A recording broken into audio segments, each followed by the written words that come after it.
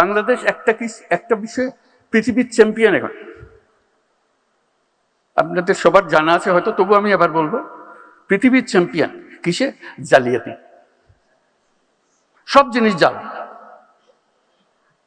বহু দেশ আমাদের পাসপোর্ট গ্রহণ করে না, ভিসা জাল, পাসপোর্ট জাল। আপনারা নিশ্চয় পত্রিকায় দেখেছেন আমেরিকান ভিসা জাল। এটা একটা জালিয়াতের কারখানা বানাইছে আমরা। আমাদের বুদ্ধি আছে, না হলে জালিয়াতি করতে পারতাম না, কিন্তু খারাপ কাজে লাগাচ্ছে।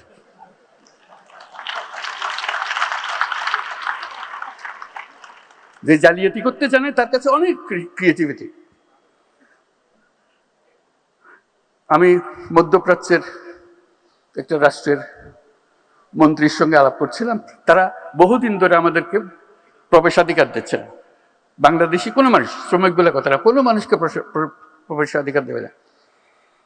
এমনকি আমি যেটা তাদেরকে বোঝানোর চেষ্টা করার জন্য সর্বনিম্ন, আমাদের যে মেরিনার, যারা জাহাজ চালায় দুনিয়াতে, should be proud of them, they are leading the industry.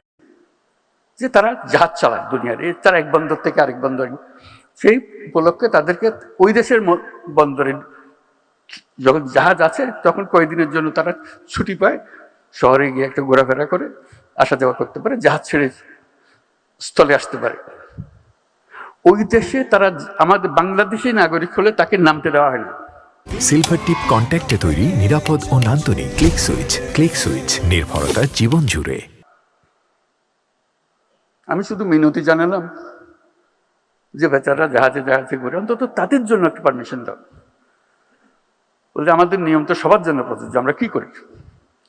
তুমি আমার আবেদনটা গ্রহণ করো, শুধু তাদের জন্য দাও, আর যদি মনে করো সবার জন্য পর উন্মুক্ত করো। তো কয়েক মাস পরে শুনলাম যে তারা মেরিনারদের পারমিশন দিয়েছে। একটা দুটা দেশ না, লম্বা লিস্টি যাদের দেশে আমাদের প্রবেশাধিকার নাই। ওই মন্ত্রী যার সঙ্গে আমি মেরিনার নিয়ে আলাপ করলাম, সে বলল যে দেখেন আপনি বন্ধু মানুষ, আপনাকে পুরো জিনিসটা আমি বোঝাবো। আমি বোঝাবো বলতে, আমি নিজে গেছি এই যখন তারা আসে দেখার জন্য যে বাংলাদেশিরা রিজেক্টেড হয়ে যাচ্ছে কেন, তো নানাজনের কাগজপত্র দেখালো,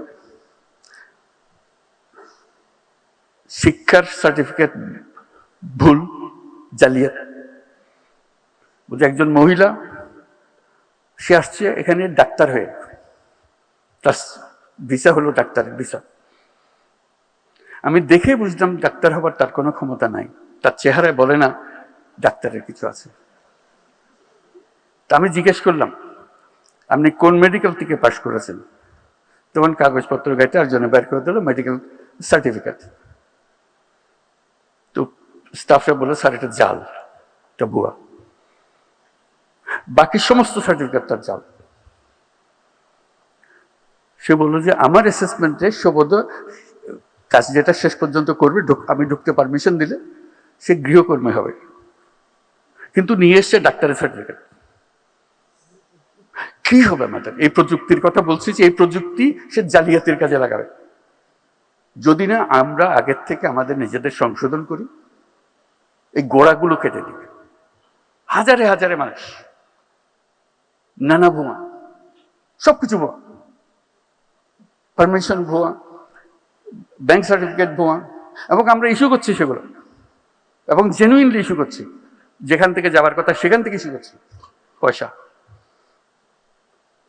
কাজেই আমাদেরকে প্রযুক্তিতে আসতে হলে ন্যায্য জিনিস নিয়ে আসতে হবে। জালিয়াতির কারখানা, এই দেশ জালিয়াতির কারখানা হবে না, হবে না, হবে না। এটাকে আমরা করতে চাই না। আমরা নিজ গুণে দেশে সারা দুনিয়াতে মাথা উঁচু করে চলতে চাই, এবং সেই সামর্থ্য আমাদের আছে।